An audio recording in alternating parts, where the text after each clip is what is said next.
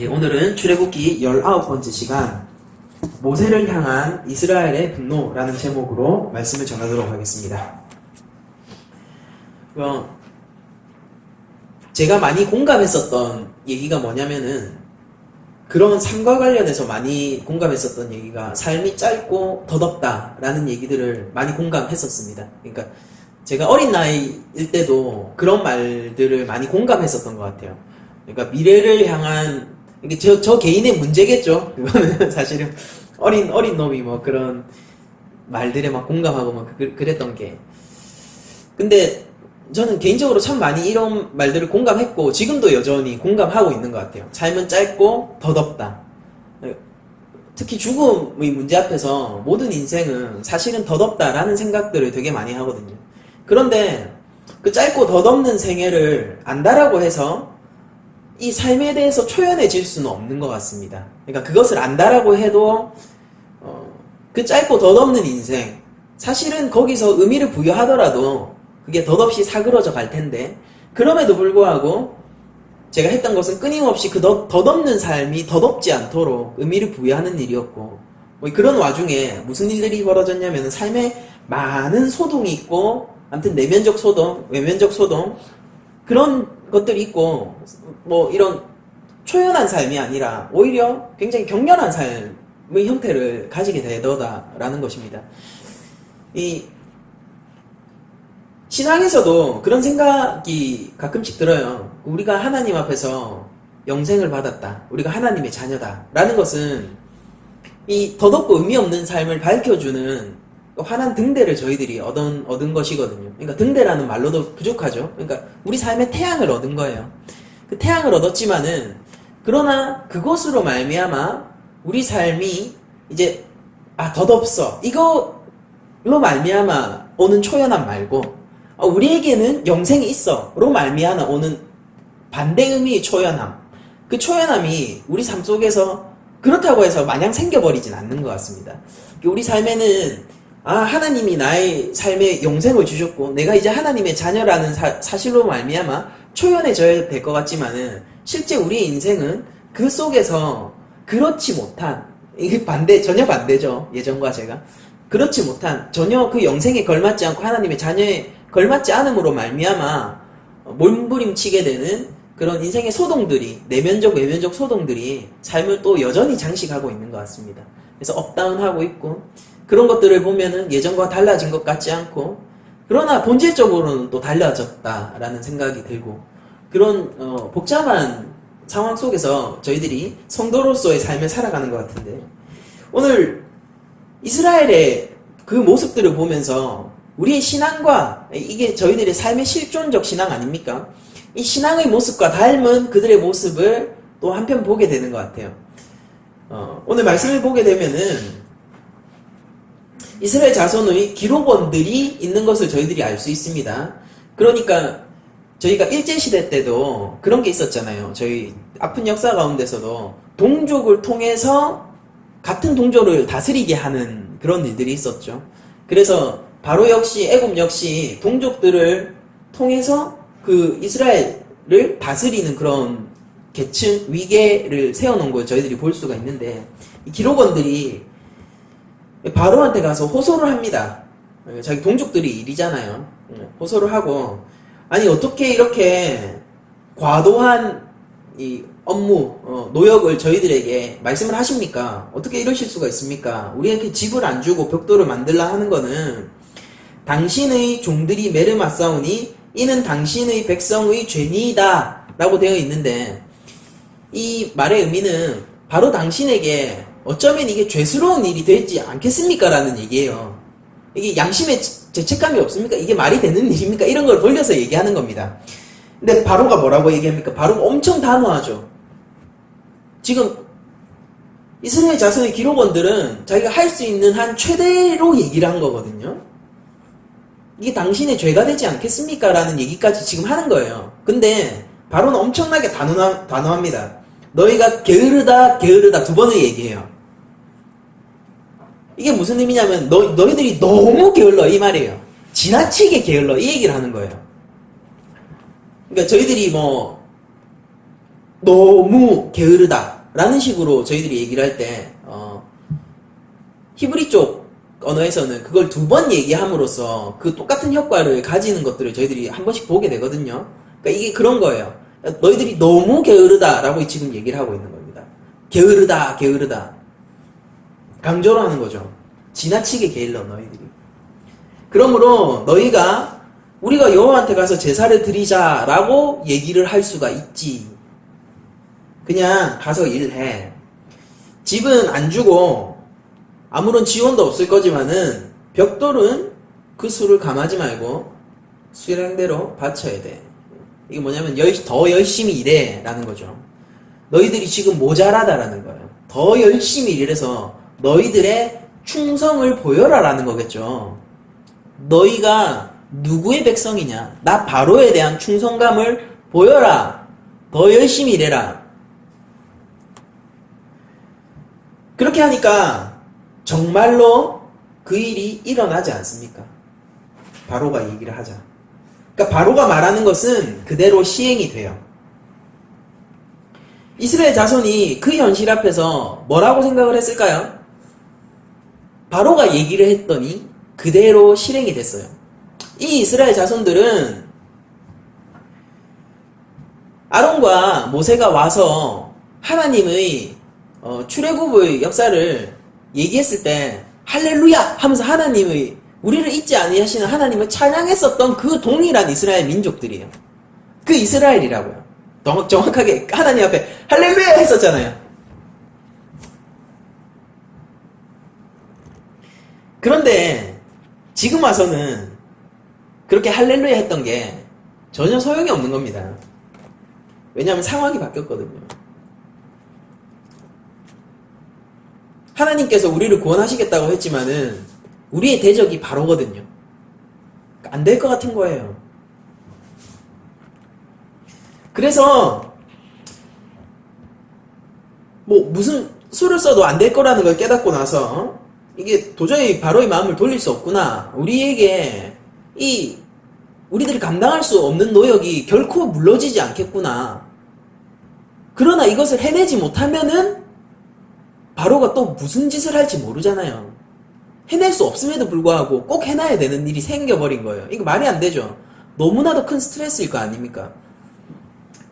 그런데 그 상태에서 길에 서 있는 모세와 아론을 보게 된 겁니다. 그러니까 그들이 입을 모아서 모세와 아론을 저주하고 있죠. 원망하고 있죠. 분노를 토해내고 있습니다. 그들에게 이르되 너희가 우리를 바로의 눈과 그 신하의 눈에 미운 것이 되게 하고 그들의 손에 칼을 주어 우리를 죽이게 하는도다. 여호와는 너희를 살피시고 판단하시기를 원하노라. 이게 뭐냐면은 너희들 지금 네가 한 행동이 하나님 앞에서 옳은 행동이냐 그 얘기를 하는 거예요. 여호와께서 너의 잘못되고 우리를 공경에 빠뜨리는 이 일을 여호와 하나님이 심판해 주시기를 원한다. 그 말을 하는 거예요. 그러니까 철저하게 하나님의 이름으로 하나님의 선지자를 지금 모독하고 조조하고 있는 겁니다.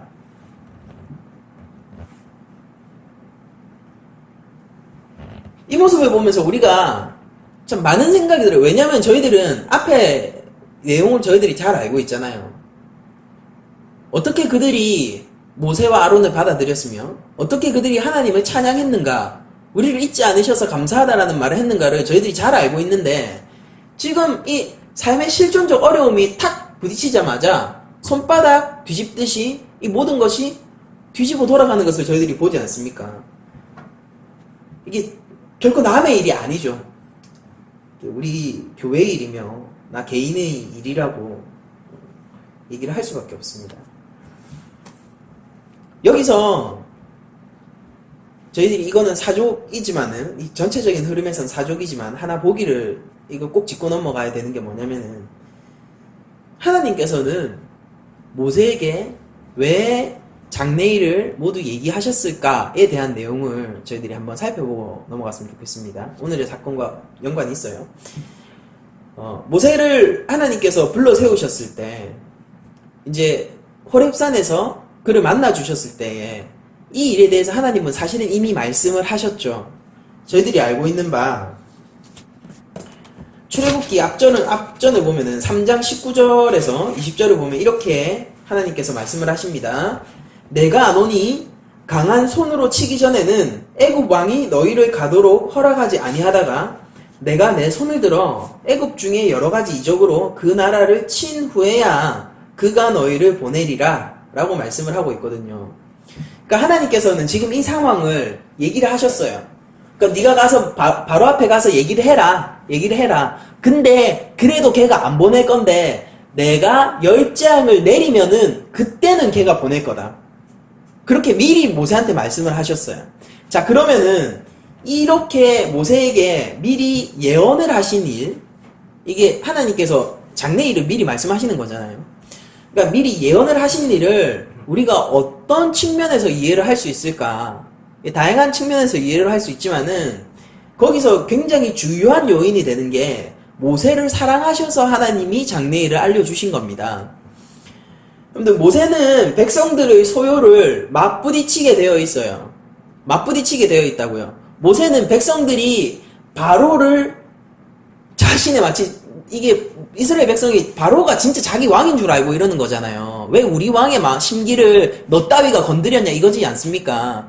그러니까 반드시 그 백성들의 소요와 그 분노와 원망에 한 번은 모세가 그걸 통과해야 되거든요.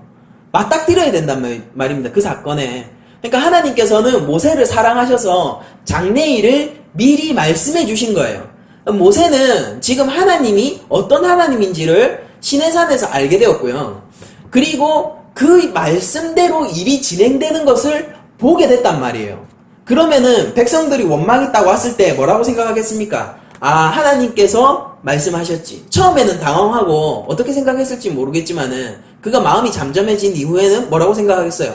아, 하나님께서 미리 말씀하셨지. 애굽이 이렇게 하는 게 정상이지. 바로가 안 보내주는 것이 정상이지. 그러나 하나님께서는 곧 손을 드실 거고 애굽을 치실 거고 그러니까 그때가 되면 우리가 다 출애굽, 우리 민족이 다 출애굽을 하겠지 라고 생각을 했을 거 아닙니까? 왜 하나님이 장래일을 모세에게 알려주셨어요?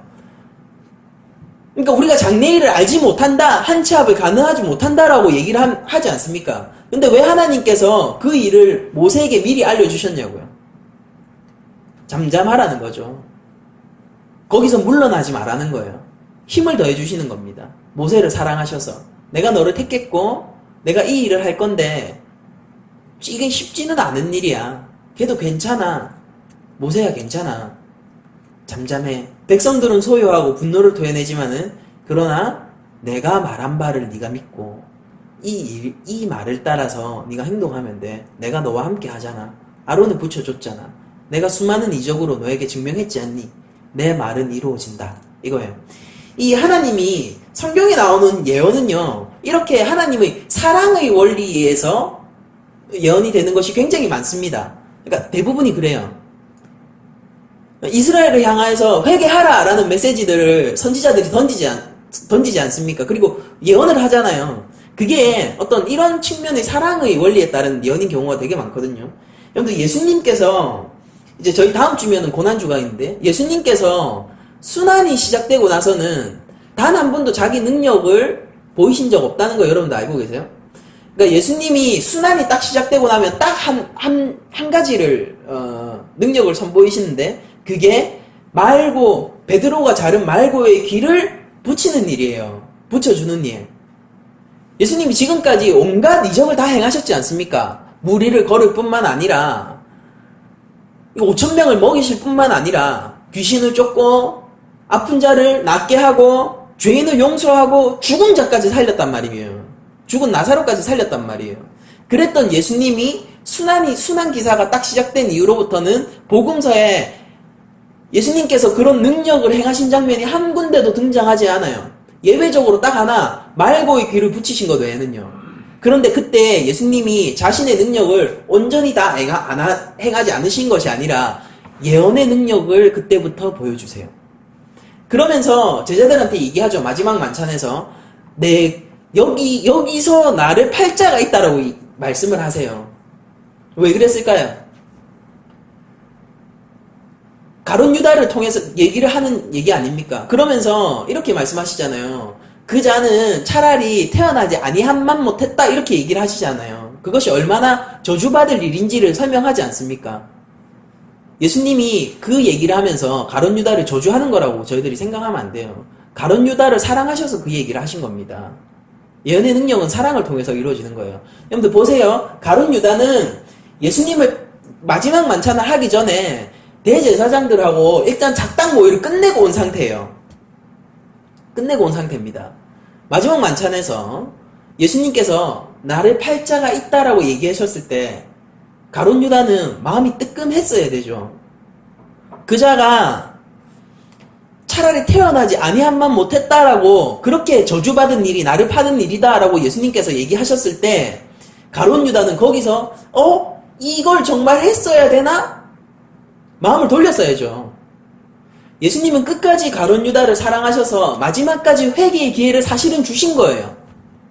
그날 가룟 유다는 은 30에 예수님을 팔게 됩니다.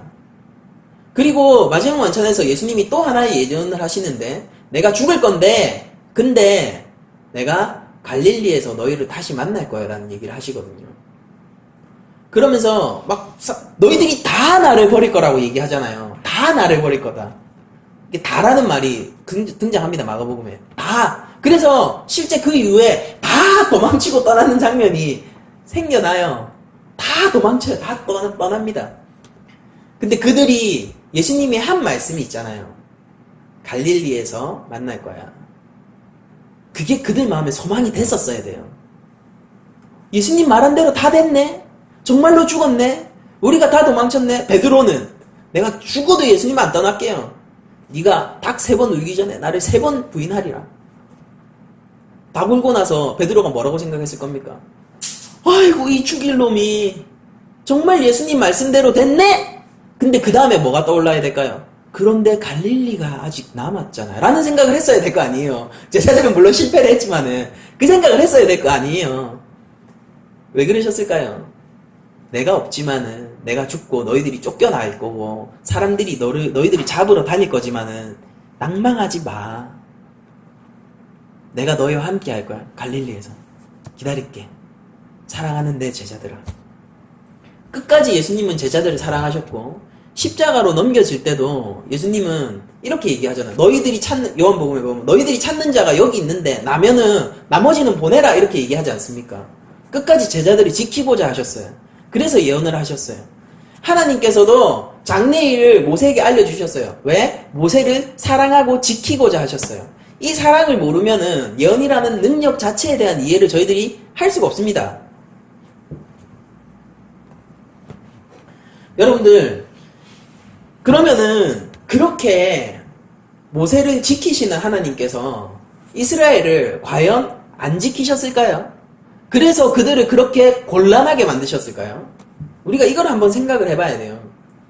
그들이 하나님께서는 왜 곤란할 줄 알고 계셨잖아요. 그들이 공경에 처할지 알고 있었잖아요. 누구보다 바로가 어떤 자인지를 여호와 하나님께서는 잘 알고 계셨지 않습니까? 그 앞에서 도발을 했을 때 그들이 무슨 보복을 당할지 어떤 바로인지 어떻게 그 마음 심보를 먹게 될지 그런 능력도 있는 바로인데 말하는 대로 다 이루어지지 않습니까? 그 바로를 도발했을 때 이 결과를 하나님께서 아시면서도 왜 그렇게 했냐라는 거죠. 문제는 왜 바로를 도발하고 이게 간단한 거잖아요. 제일 간단한 거는 딱 하나님께서 천사장을 보내셔가지고 바로 목 따고 이스라엘 전역 확 쓸어버리고 내 백성 나와 하면 그게 제일 편한 방법 아닙니까? 하나님이 그런 능력이 없으십니까? 있단 말이에요. 천사장 보낼 필요도 없어요. 하나님께서 너희 나와? 이렇게 해서 착착착착 걸어놨을 때 그 누가 막을 수 있겠냐고. 하나님이 만약 나와 이래가지고 야 너희 다 짐 싸가지고 나와 괜찮아 아무도 너무 못 막아 이렇게 하면은 누가 막을 수 있겠냐고요. 근데 하나님이 왜 굳이 이런 방법을 하시고 왜 굳이 이런 시련을 고난을 고통을 이스라엘에게 안겨주시냐는 얘기입니다. 고통의 원인자가 하나님이냐는 얘기예요. 지금 제가 얘기하는 거는 고난을 하나님께서 왜 주시냐, 하나님은 악하신 하나님이냐, 뭐 이런 얘기들을 지금 제가 하고 있는 겁니다. 여러분들 그러나 그 예언을 너희들이 바로 못 나오고 내가 손을 들어 친 후에야 나올 것이다 라는 예언이 사랑의 원리로 이루어졌다면은 하나님께서 그들을 고난 가운데 처하게 하시는 것도 사랑의 원리로 그렇게 되는 거예요. 우리가 한번 잘 살펴봅시다. 자, 애굽과 바로는 하나님 앞에서 패역한 민족이죠. 그런데 오늘의 사건을 보세요. 이스라엘은 하나님 앞에 패역하지 않습니까? 하나님 앞에서 바로와 다를 게 뭐예요? 이스라엘 민족이 모세를 지금 원망하고 바로가 우리 왕이다라고 생각하고 있는 이 이스라엘 민족이 애굽과 다를 게 뭐가 있습니까? 하나님은 이스라엘을 사랑하세요. 근데 하나님께서 애굽과 바로도 사랑하시면 안 됩니까? 바로는 분명한 하나님이 대적자입니다. 그러나 이스라엘도 지금 하나님이 대적자예요. 모세를 원망하고 있지 않습니까? 하지마. 그 일 하지마. 도발하지마. 나가겠다고 하지마. 우리 안 나갈 거니까. 무슨 절기는 절기야. 지금 그 얘기잖아요. 빨리 잘못했다 빌고 우리를 다시 예전의 노동력만큼 감하게 해줘. 지금 그 얘기를 하고 있는 거 아닙니까? 하나님께서는 바로를 너무 잘 알고 계시고 애굽을 잘 알고 계시지만은 그러나 이스라엘도 잘 알고 계세요. 그래서 열재앙이 필요한 겁니다. 열재앙은 하나님의 권능이 드러나는 것이고 그 열재앙이 일어나는 기간 동안 하나님은 왜 하나님이신지, 왜 하나님이 한 분 하나님으로서 유일한 신이신지를 애굽 전역에 드러내 주신단 말이에요. 그 중에서 이스라엘은 하나님이 어떤 분이신지를 알아갔어야 하는 거예요. 하나님은 정치적인 해방만을 주시려고 한 것이 아니라 이스라엘과 하나님과 백성으로서의 관계를 맺으시려고 하셨단 말이에요. 신뢰할 수 있는 왕, 신실하신 왕, 그에 순종하고 충성하는 백성으로서의 그 관계를 맺으시려고 하셨단 말이에요. 그러니까 하나님은 자신이 어떤 하나님이며 어떻게 그들을 사랑하시고 계시고 무슨 능력을 가지고 계신지를 그들한테 가르쳐 주셨어야 해요.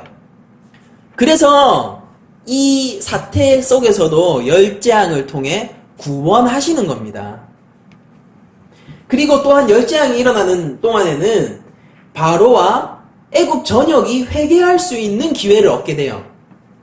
그래서 실제로 하나님의 권능 아래서 회개를 한 백성들이 문지방에 양의 피를 바르고 함께 출애굽하는 것을 볼 수 있지 않습니까? 왜 이스라엘에게 고난을 선사하셨어요, 하나님이? 정확하게 얘기하면은 바로가 이스라엘에게 고난을 선사한 거죠. 바로가 이스라엘을 고통스럽게 한 거죠. 바로가 노역을 주도하고 있었고 짚을 주지 않은 것도 바로이고 그들의 이 어떻게 된 일입니까? 이거 너무 과도합니까? 라는 얘기를 할 때 그걸 매몰차게 너희가 게으르다라고 거절한 자도 바로예요. 하나님이 하셨냐고요? 아니에요. 바로가 고통을 선사한 거예요. 그런데 하나님은 그 속에서 하나님을 알리시고 이스라엘과의 관계를 두텁게 하시는 겁니다.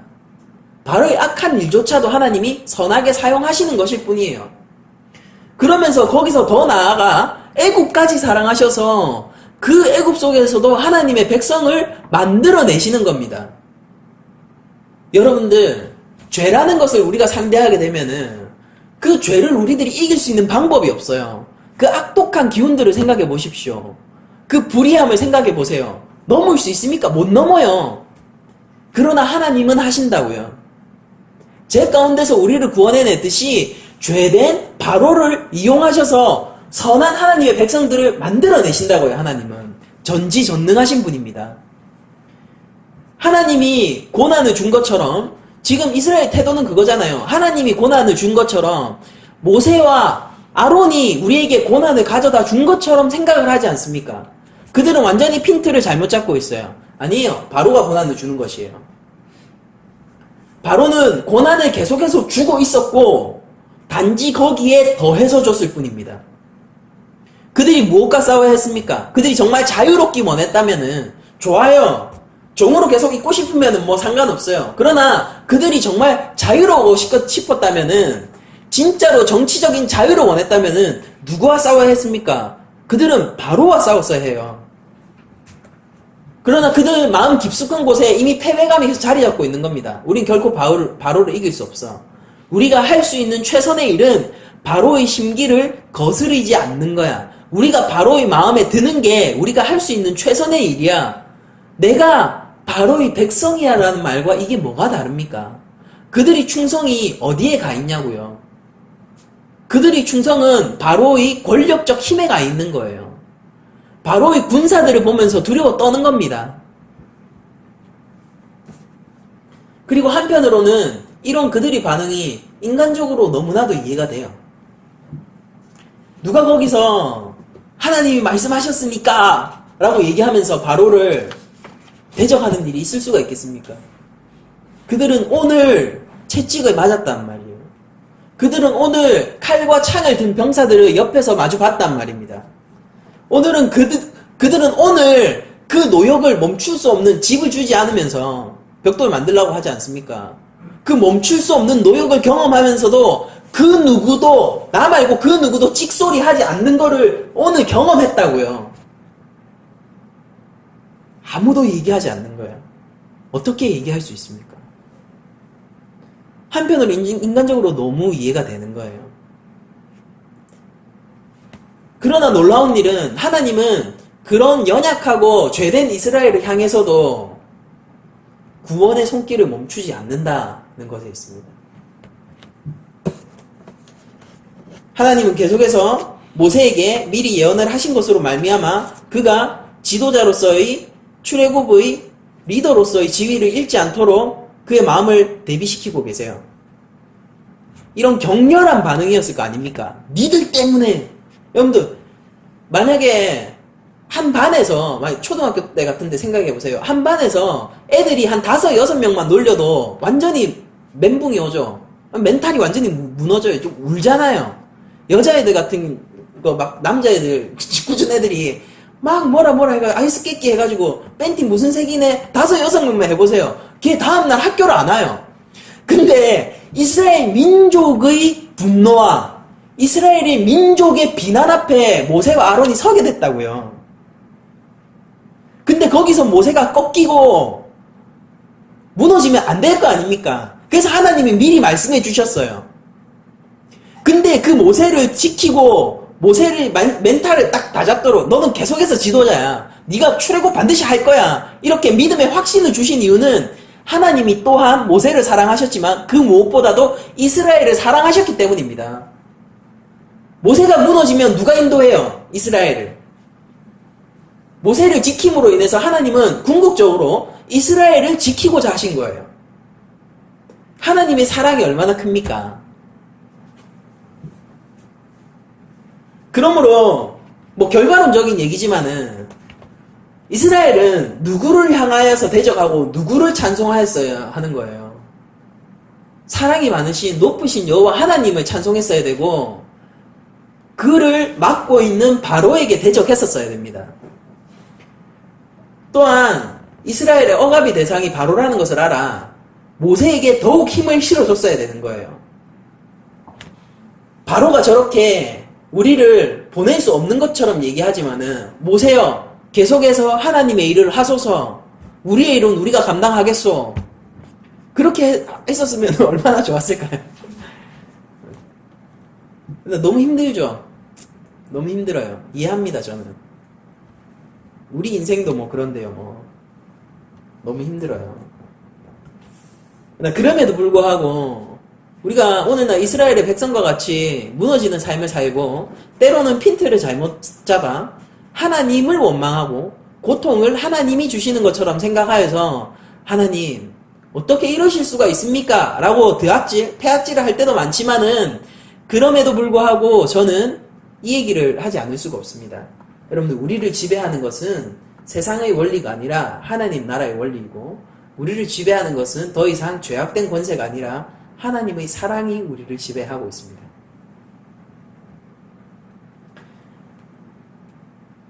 여러분들 하나님 나라가 이 땅에 내려올 때 어떤 사태가 벌어질까요?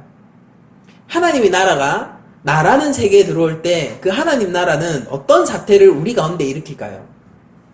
하나님의 나라는 언제나 소동을 일으키는 것으로 시작됩니다. 예수님께서 내가 화평을 주러 온 것이 아니라 검을 던지러 왔다라고 얘기하시죠. 하나님 나라가 서는 곳에는 항상 검이 던져진 것 같은 그런 싸움이 있는 거예요. 그런 소유가 있는 겁니다. 하나님이 하나님 나라를 이스라엘에게 세우려고 하시자 애굽에서는 소동이 일어났어요. 그리고 거기에 하나님 백성인 이스라엘도 함께 연루가 됩니다. 이런 일들이 항상 우리 인생 속에서 항상 일어나고 있는 거예요. 하나님의 나라는 반드시 일어날 거예요. 바로의 말이 반드시 시행되지만은 그보다 높으신 하나님의 말은 더 크게 더 확실하게 시행될 것이기 때문입니다. 그러나 그 말이 시행되기 위해서 하나님은 항상 과정을 두시고 단지 결과만이 아니라 그 과정을 통해서 궁극적인 목표, 하나님과의 관계를 맺으시고 더 깊은 관계 속으로 들어가게 하시는 일을 하나님은 계속해서 하신다는 얘기입니다.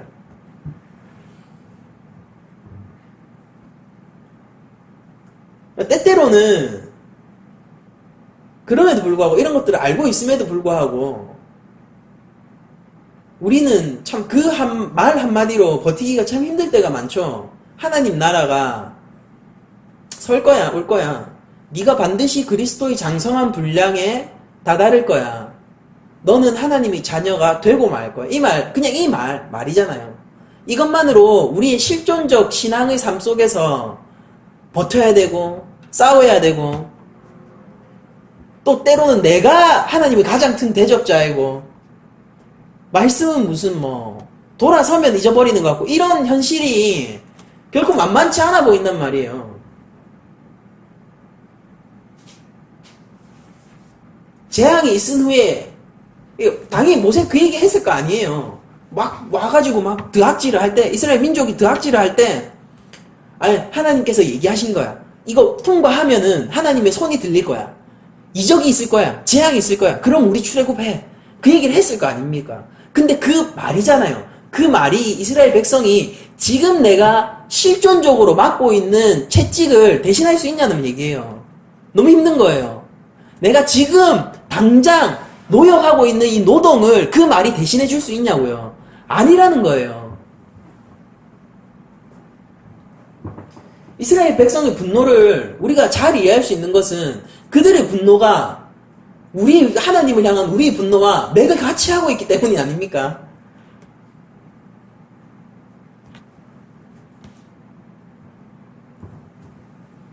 그러나 여러분들 출애굽기를 저희들은 이미 가지고 있고 이 완결된 이야기를 우리들은 이미 알고 있습니다. 하나님께서는 그들의 소요와 소동과 그 사태 속에서도 그들을 사랑하시고 품으셔서 반드시 출애굽을 하고 마셨습니다. 우리 인생 속에서 때로는 실존적 신앙 때문에 신앙의 길이 너무나도 괴로워서 그리고 우리 가운데 나오는 고통이 마치 하나님이 주시는 것 같아서 또는 내가 하나님께 못 미치는 너무 모자란 자녀도 아닌 것 같아요. 그런 마음 때문에 우리 신앙이 계속 꺾일 것 같지만은 여러분들 그때 하나님은 이미 우리에게 하신 말씀이 있으세요. 네가 나의 자녀다 라는 얘기예요. 내가 너를 영원 가운데서 함께 기뻐하겠다 라는 말입니다.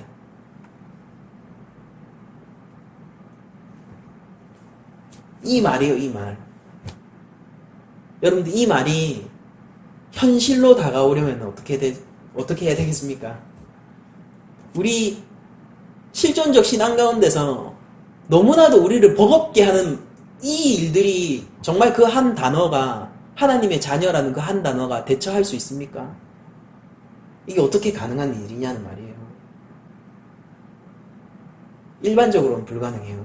그러나 믿음으로는 가능합니다. 이스라엘 백성의 모습의 문제에서 가장 큰 문제는 그들이 하나님의 언약에 대한 믿음이 없었던 것입니다. 언약의 하나님을 찬양했지만은 그러나 그 믿음은 없었어요. 그들이 기뻐하고 찬양했던 것은 하나님이 함께 하심으로 말미암아 기뻐한 것이 아니라 그들이 당장 지금 노역을 벗어날 것을 기뻐했었던 거예요.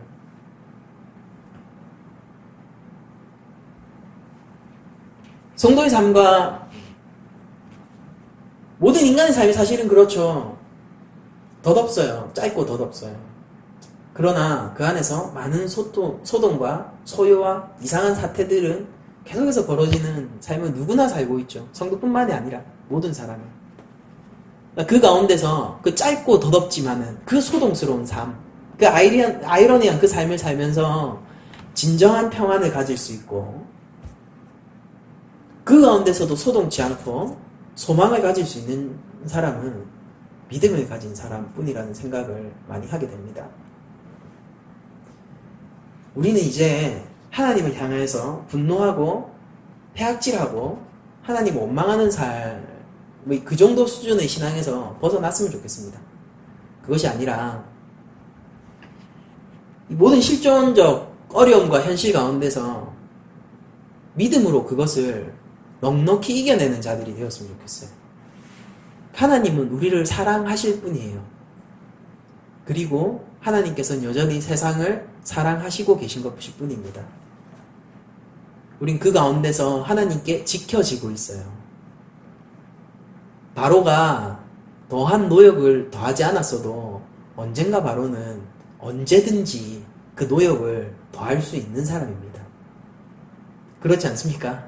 그 얘기를 들었을 때 바로 너희가 게으르다 라고 하면서 노역을 더할 수 있다면은, 다른 마음에 들지 않는 것이 발생하면은 언제든지 그 노역을 더할 수 있는 사람이 바로잖아요.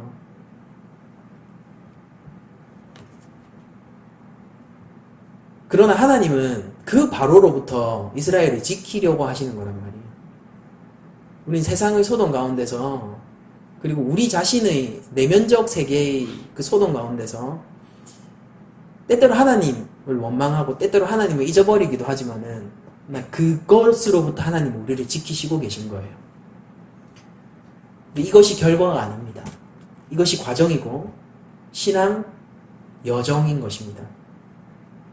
우리는 이 신앙 여정에 있기 때문에 믿음으로 오지 않은 것을 바라볼 수가 있는 거예요. 우리 가운데 누가 예수 그리스도를 만나본 사람이 있습니까? 누가 그 십자가의 현장에 있었습니까? 그럼에도 불구하고 우리는 예수님을 봤잖아요.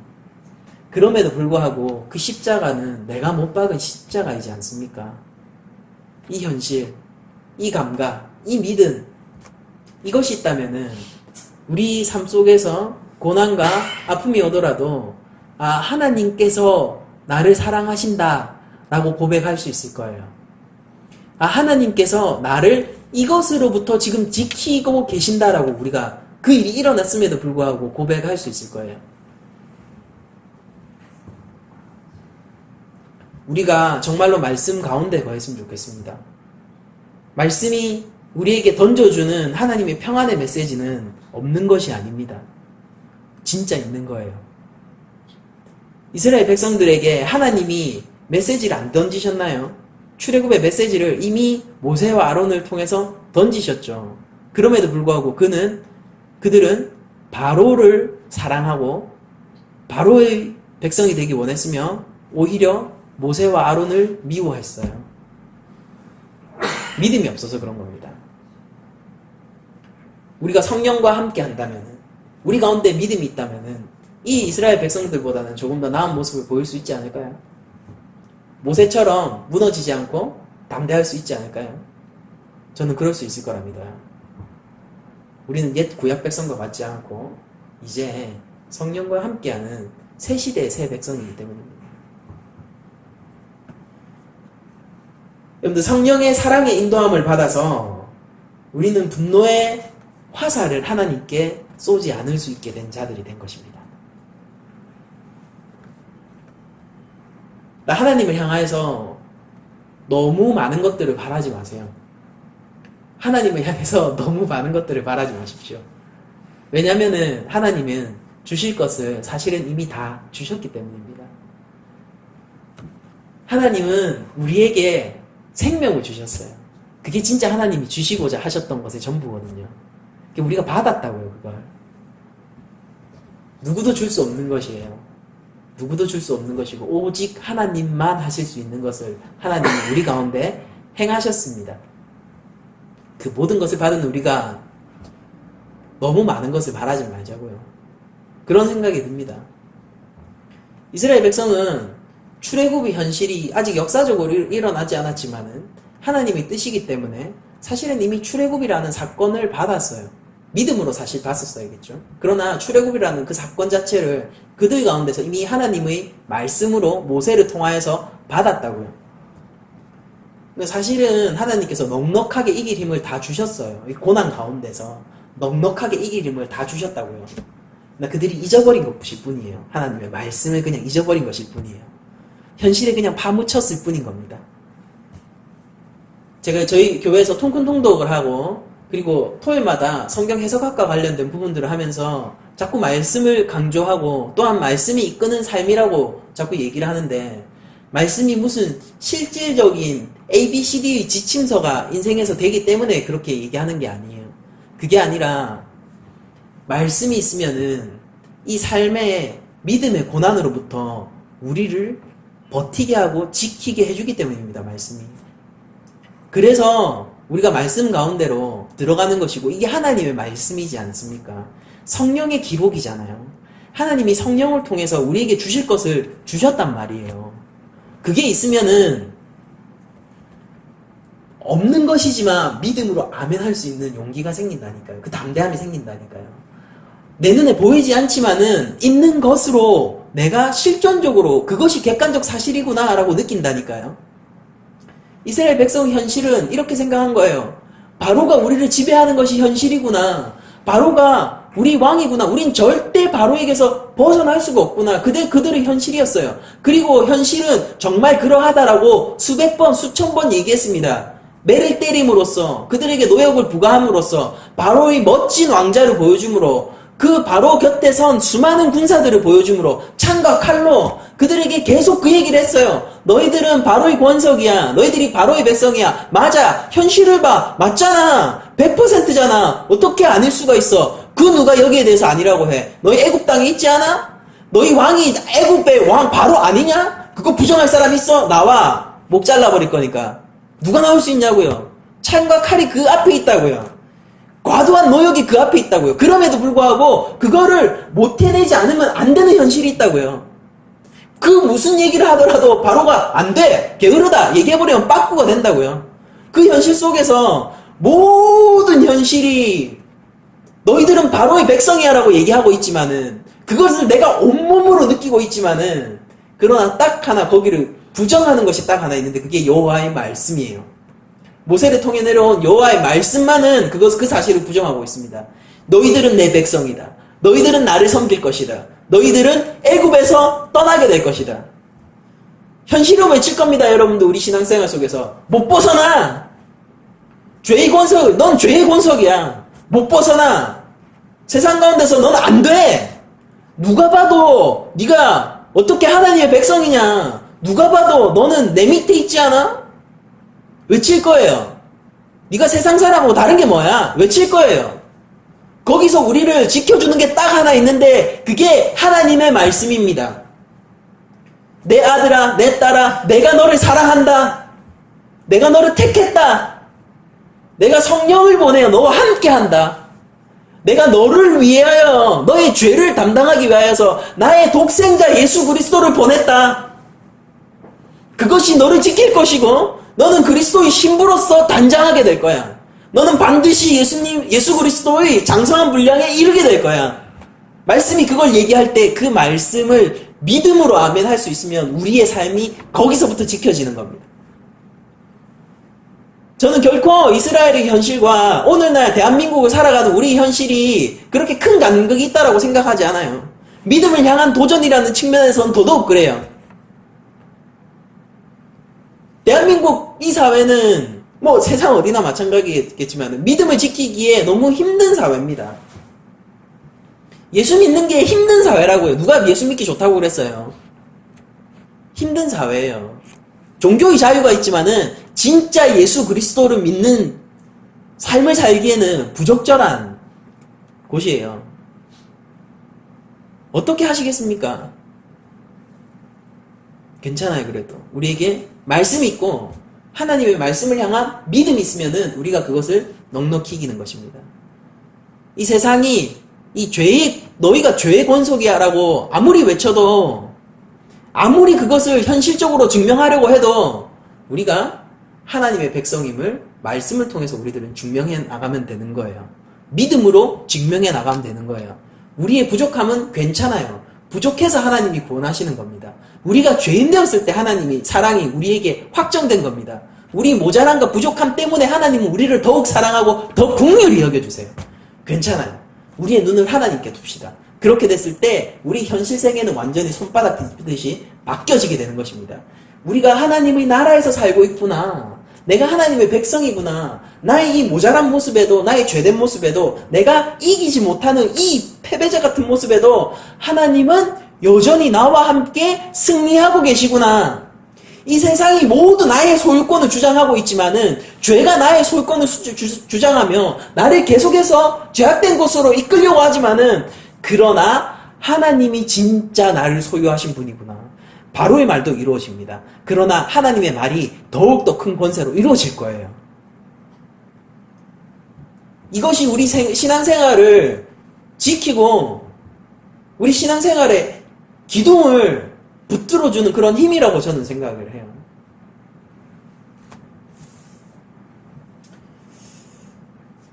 말씀을 마치려고 합니다. 여러분들, 우리가 한 주간 살아갈 때에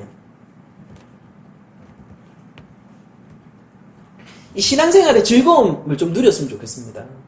신앙생활의 즐거움, 신앙생활의 평안함. 물론 예수를 믿는다는 것은 고난과 박해를 견디는 의미를 가지고 있지만은, 그러나 또 한편으로는 세상이 맛볼 수 없는 즐거움과 화평함을 누릴 수 있는 길이거든요. 그것이 있기 때문에 고난과 박해를 우리의 숱한 믿음의 선배들이 견뎌왔고, 그 피와 피를 타는 그 생명을 바친 복음을 통해 지금 이 자리에 저희들이 하나님을 경외하고 있지 않습니까? 근데 그것을 바쳐도 괜찮을 만큼의 평안과 그 믿음의 확신을 우리들이 가지고 있습니까? 이 복음이라면은 괜찮아요. 이 인생을 던져봐도 괜찮은 거 아니에요? 이 복음의 메시지 정도면은, 이 정도 메시지면은 우리가 인생을 걸어봐도 괜찮은 거 아닙니까?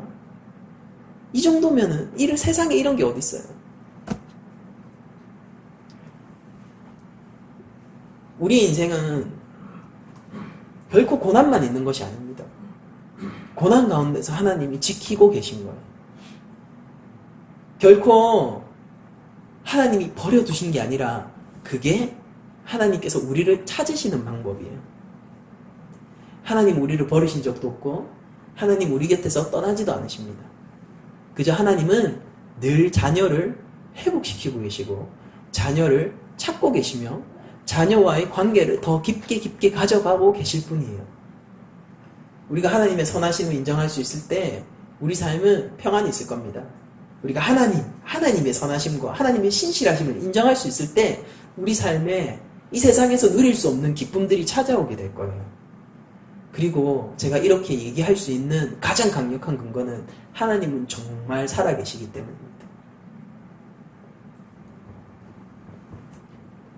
여러분들, 믿음으로 객관적 현실을 확인하십시오. 믿음으로 이 세상을 바른 눈으로 볼 수 있기를 원합니다. 여러분들이 믿음으로 무엇이 진짜인지를 가늠하실 수 있기를 원합니다. 한 주간 살아갈 때 이 이스라엘 백성과는 다른, 저는 마치 이게 모세의 그런 평안함이 있었을 거라고 분명히 생각하거든요. 그런 모세의 평안함과 같은 평안함이 우리 삶 속에 있어서 나의 모자람으로 내가 무너지는 것이 아니라, 괴롭겠죠. 무너지지 마세요. 무너지는 것이 아니라 그리스도의 보혈로 말미암아 나를 세워나가는 하나님의 그 손길로 말미암아 기뻐하고 결코 내가 쓰러질 수 없다는 존재임을 우리가 깨닫고 그것으로 말미암아 믿음의 싸움을 거침없이 해나가는 한 주간이 되었으면 좋겠습니다. 여러분들 항상 말씀 위에 계시고 믿음으로 세상을 바라보시길 원하고, 그 믿음이 우리 인생을 어떻게 지켜나가는지를 하나님의 그 신실하심을 경험하는 한 주간이 되었으면 좋겠습니다.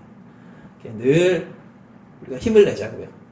이렇게 매주 한 번씩 힘을 내지 않으면은 저도 살아갈 재간이 없는데, 그런데 우리가 힘을 내서 하나님의 은혜 가운데서 성령과 함께, 말씀과 함께 행복한 한 주간이 되었으면 좋겠습니다. 이상으로 모든 말씀을 마치도록 하겠습니다.